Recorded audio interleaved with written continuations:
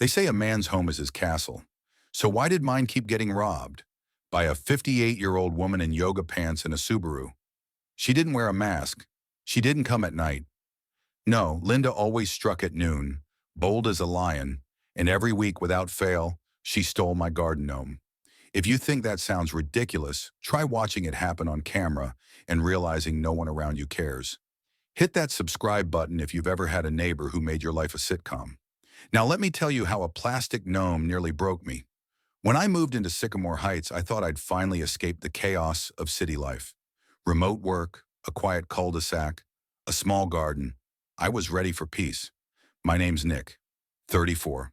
Web developer, introvert, allergic to confrontation. The kind of guy who'd rather write a scathing Yelp review than raise his voice in person. My backyard was my sanctuary, but my front yard, that was my statement. Short-trimmed grass, subtle lighting, and yes, a goofy little garden gnome. My dad gave it to me before he passed.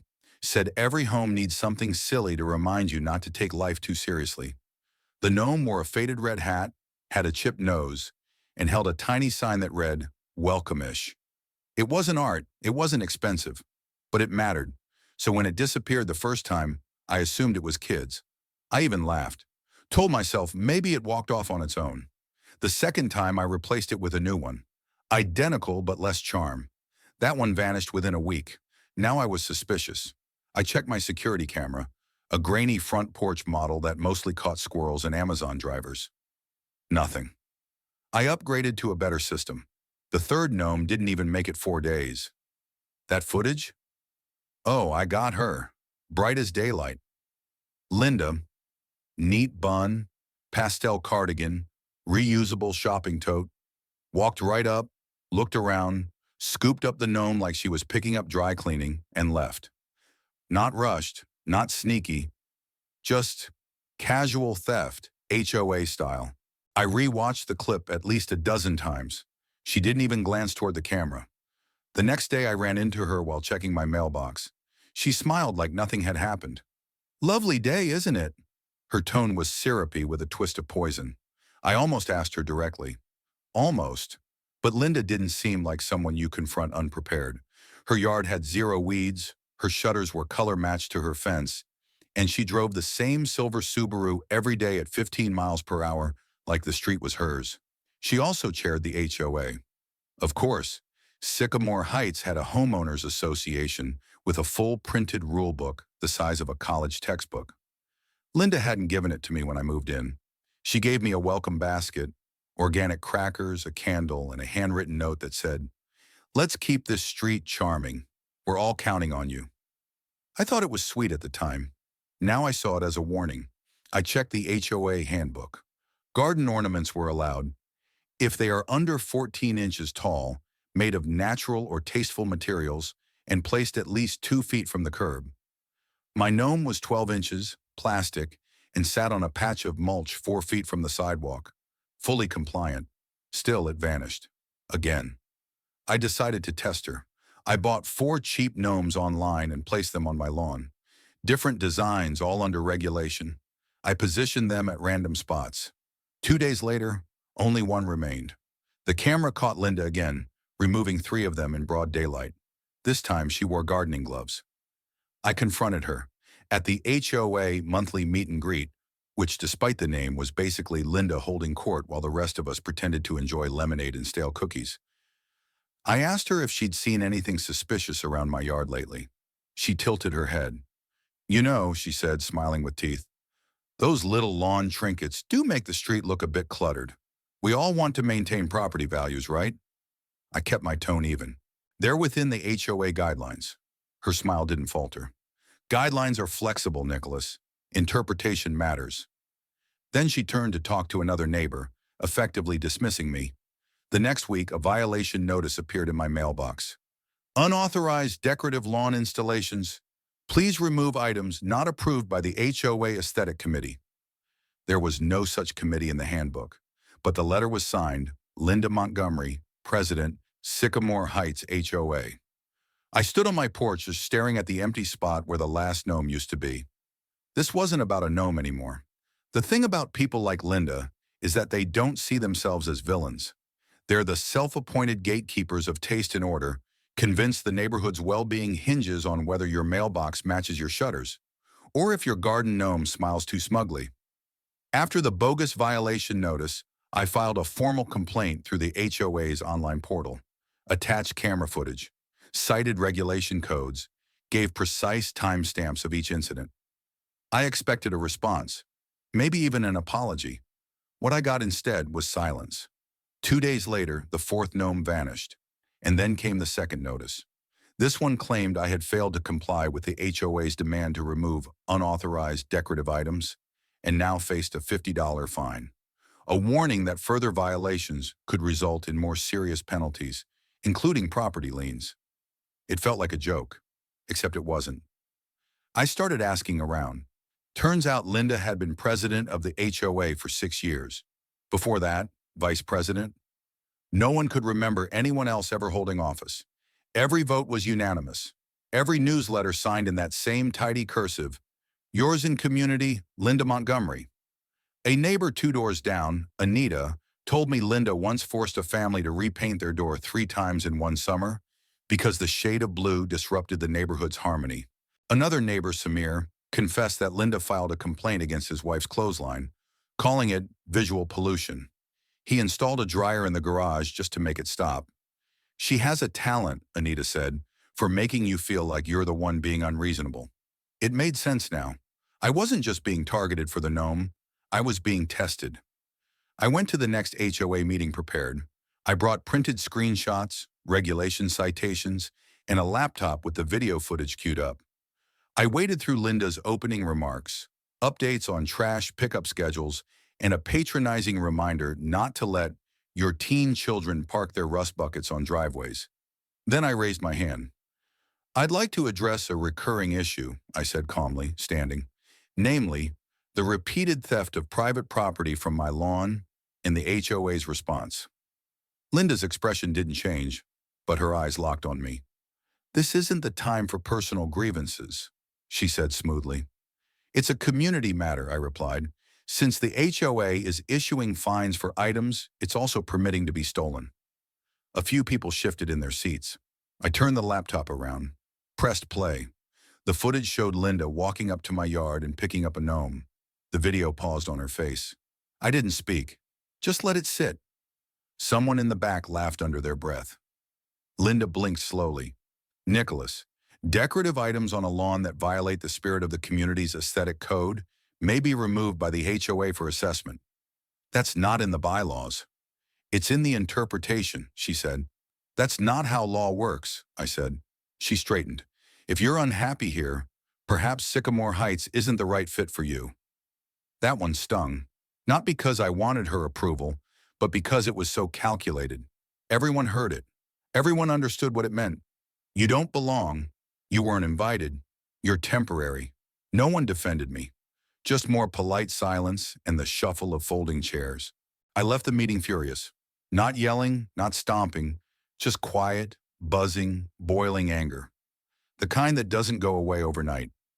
The next morning, I found another notice in my mailbox, this time citing repeated non-compliance and hostility toward HOA leadership. A suggestion that legal action may be considered. My hands shook as I read it. Linda wasn't just petty, she was strategic, surgical. So I took a walk. I needed air, perspective, maybe a different lawn ornament, something less gnome-like. But every step I took past those manicured hedges and flagstone paths, I saw it, her touch. Every yard looked the same bushes, same fences, same pots of mums, like a catalog page, lifeless. When I passed her house, I stopped. Her yard looked like a museum, perfectly trimmed roses, a color-coordinated patio set, a bird feeder made of hand-painted ceramic. And in the corner of her porch, next to a pair of plastic flamingos she somehow hadn't found herself over, I saw it, my gnome, the original one, chipped nose, faded red hat, sitting under her hydrangeas like it belonged there. I took a photo, not close up, not trespassing, just enough. That night I checked the HOA bylaws again.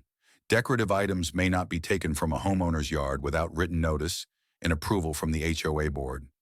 The board, not the president. I checked the signatures. All the notices she'd sent were signed by her alone. I made a copy of everything, dropped it in a padded envelope, addressed it to the county's HOA Oversight Committee. That's when it hit me. Fighting Linda through her own rules was like trying to arrest a thief using Monopoly money. She made the rules, broke them, rewrote them, then fined you for not understanding them. This wouldn't end by quoting bylaws.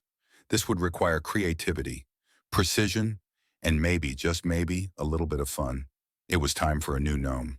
The new gnome arrived in a nondescript brown box with no label, just a handwritten sticker, custom order, handle with care. It looked like any other garden figurine. Same mischievous grin, same squat stance, same faded red hat. But inside, a completely different story.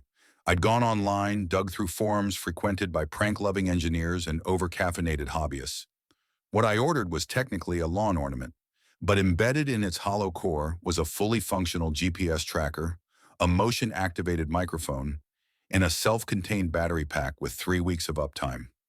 The guy I bought it from called it Project Snitch. "It's not illegal," he said during our chat. "You're tracking your own property on your own land.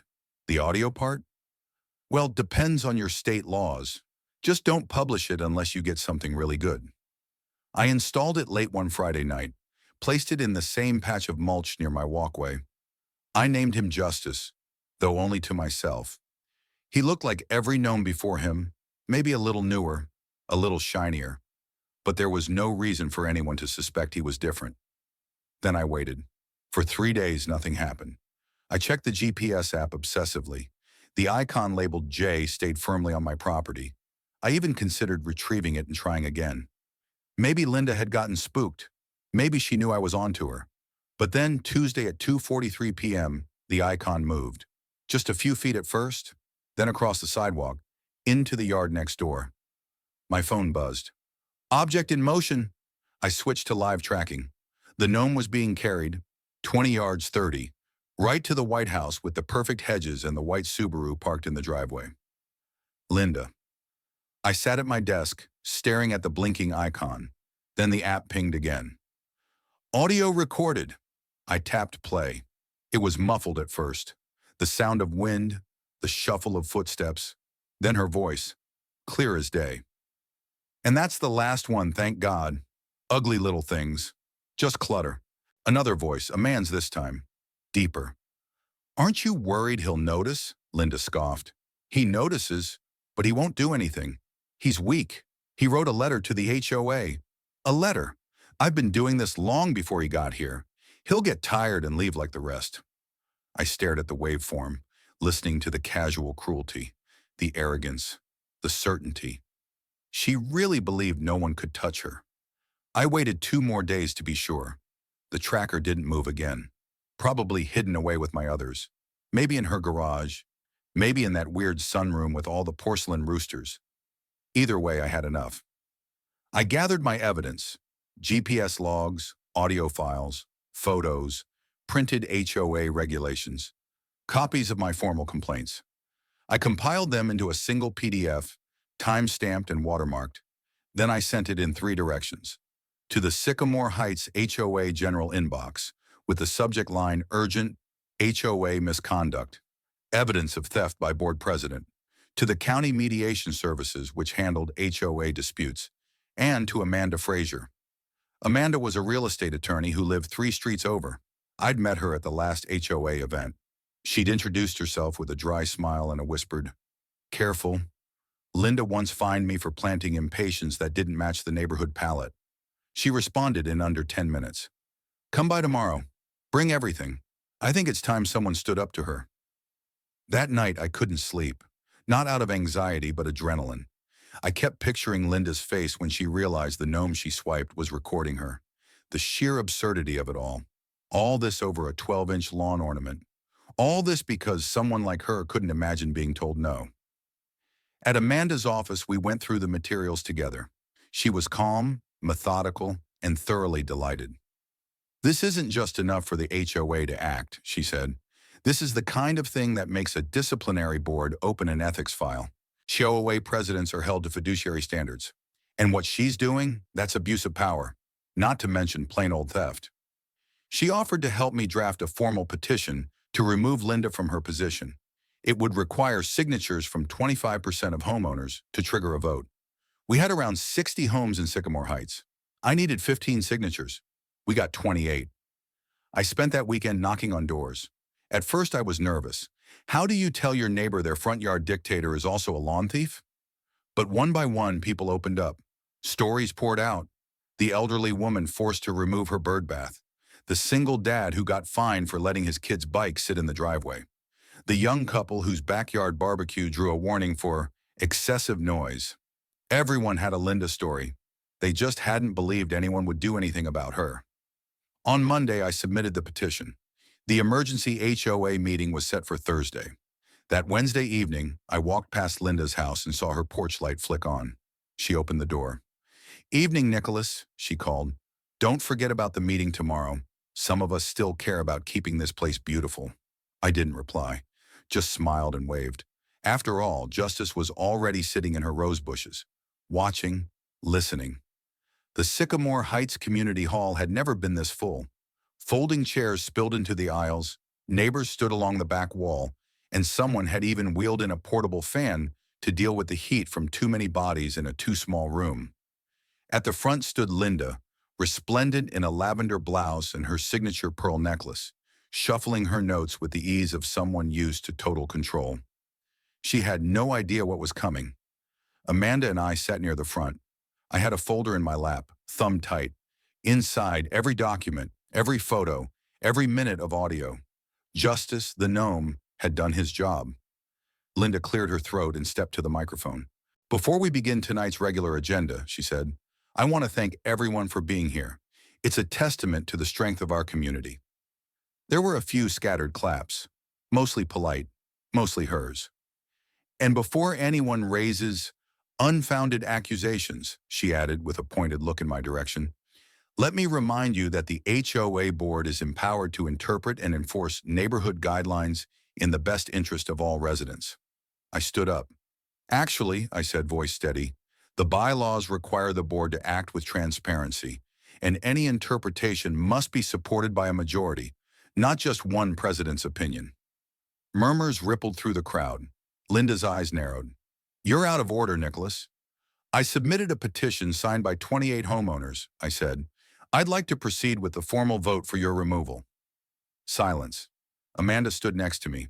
"And under bylaw section 6.3, subsection B, the board is required to facilitate such a vote within a public meeting once a valid petition is presented." Someone in the back clapped once. Awkward. Then a few others followed. Linda's smile froze. "This is ridiculous. It's a witch hunt." "No," I said. "It's accountability." I walked to the projector station and connected my laptop. The first image appeared on the screen, a still from the surveillance footage. Linda reaching down, grabbing my gnome. The room went still. I advanced slides, timestamps, side-by-side comparisons, GPS tracking maps, a voice waveform with her own words. Then came the audio. Her voice echoed through the room. "He's weak. I've been doing this long before he got here." Gasps.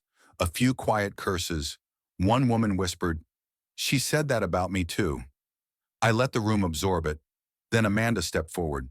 "We're not here to humiliate anyone," she said, "but we are here to acknowledge abuse of position. This isn't an isolated case. Several residents have come forward with similar experiences." Linda gripped the sides of the podium. "This is slander," she said.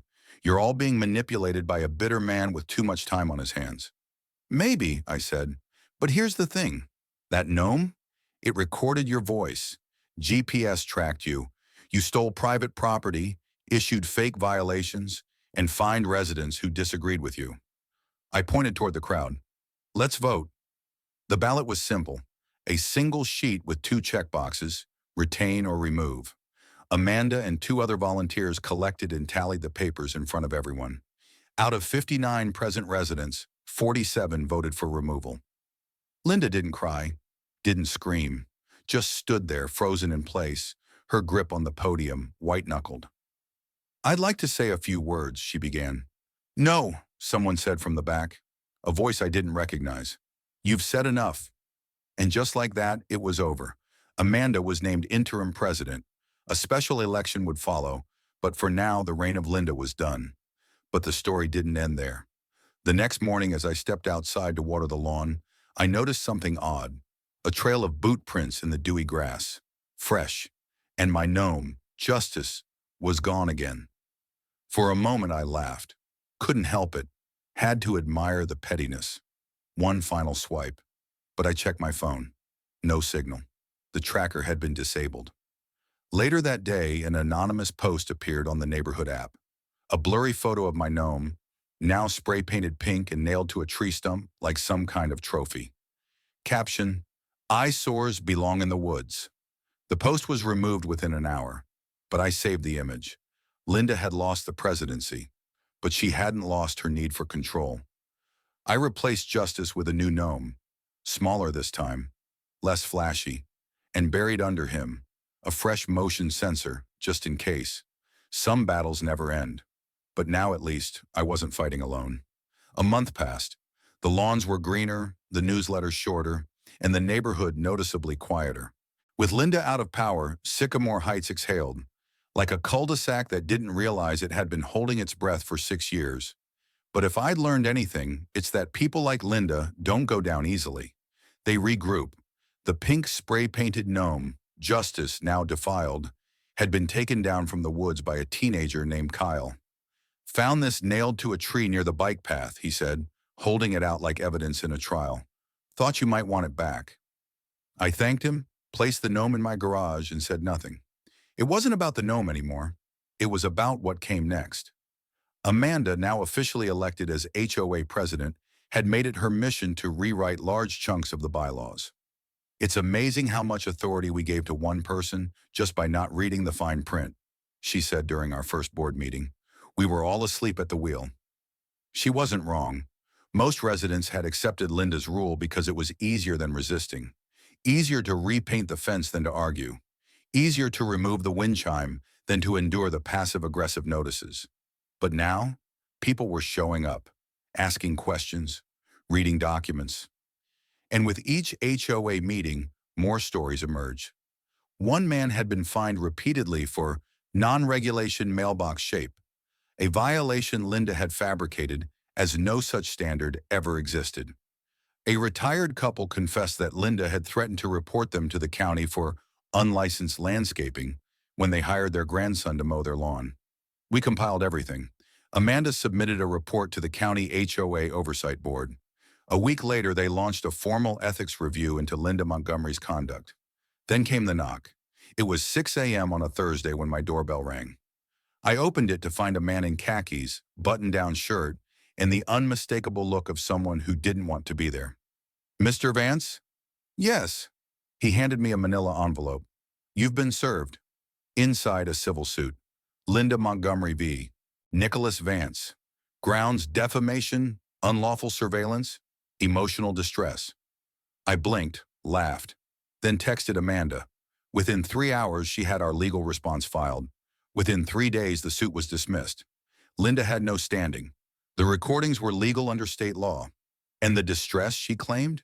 Contradicted by her own HOA documents and testimony from over 20 residents. Still, her message was clear. She hadn't given up, which made what came next all the more satisfying. One afternoon, I came home to find 2 SUVs parked across the street.